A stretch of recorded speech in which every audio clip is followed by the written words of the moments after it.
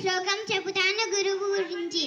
గురు బ్రహ్మ గురు విష్ణు గురుదేవో మహేశ్వరః గురు సాక్షాత్ పరబ్రహ్మ తస్మై శ్రీ గురవే నమః. అవును, గురువు అంటే సాక్షాత్తు ఆ పరబ్రహ్మతో సమానం.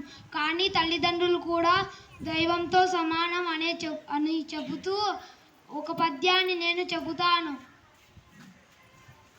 కష్టపెట్టబోకు కన్న తల్లి మనసు, నష్టపెట్టబోకు నాన్న పనులు, తల్లిదండ్రులన్న దైవ సన్నిధులులా లలిత సుకున జాల తెలుగు బాల.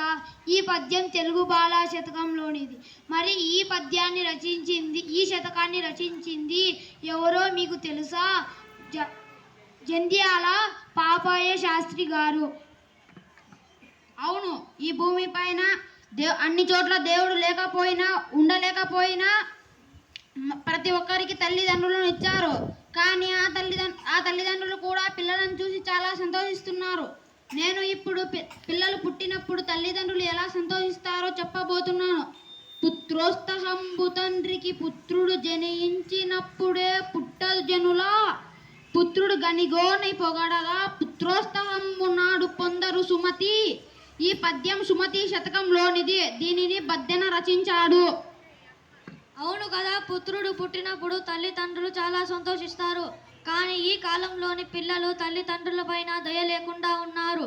నేను ఇప్పుడు తల్లిదండ్రి మీద దయలేని పుత్రుడు ఉంటే ఎలా ఉంటుందో పద్యం ద్వారా చెప్పబోతున్నాను. తల్లిదండ్రి మీద దయలేని పుత్రుండు పుట్టనేమి వాడు గిట్టనేమి, పుట్టలోని చదులు పుట్టవా గిట్టవా, విశ్వదాభిరామ వినురవేమ. ఈ పద్యం వేమన శతకంలోనిది. ఈ శతకాన్ని రచించిన కవి పేరు వేమన గారు.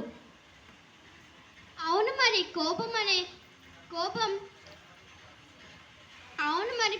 పిల్లల్ని పెద్ద చేసి పెంచిన తల్లిదండ్రుల పైన దయ లేకుండా ఉన్నారు ఈనాటి మనుషులు. ముఖ్యంగా ముసలి తల్లిదండ్రులు ఏమి చెప్పినా కోపం తెచ్చుకునేలో తనంలో ఉన్నాము మనం ఎప్పుడు. కావున కోపం అనే గుణం ఉండకూడదు. కోపం అనే గుణం ఉంటే మన పరిస్థితి ఎలా ఉంటుందో నేను ఒక పద్యం చెబుతా, వింటారా మరి? కోపమే తన శత్రు, తన శాంతమే తనకు రక్ష, దయ చుట్టంబవు, తన సంతోషమే స్వర్గము.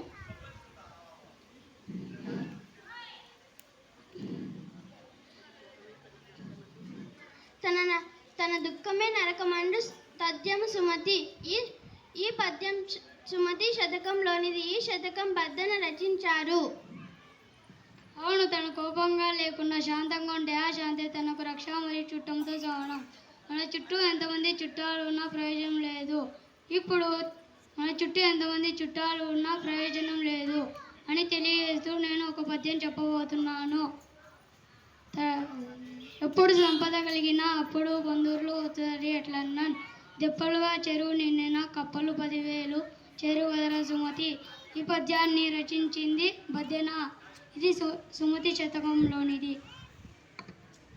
చూసారా, ఇలా ఒక్కొక్క కవి ఒక్కో శతకంలో సమాజంలోని పరిస్థితులను మన మనసుకు అద్దుకునేలా పద్యాల రూపంలో చెప్పడం జరిగింది. మరి ఈ పద్యాలు వాటి తాత్పర్యాలు ఒక్కసారి విన్నా చాలు మనం ఆ నైతిక విలువలను పాటించాలనిపిస్తుంది. అందుకే నాటి సమాజం నైతిక విలువలతో కూడి ఉంది. మరి నేటి సమాజం మోసం, కుళ్ళు, కుతంత్రాలు, దొంగతనాలతో నిండిపోయింది.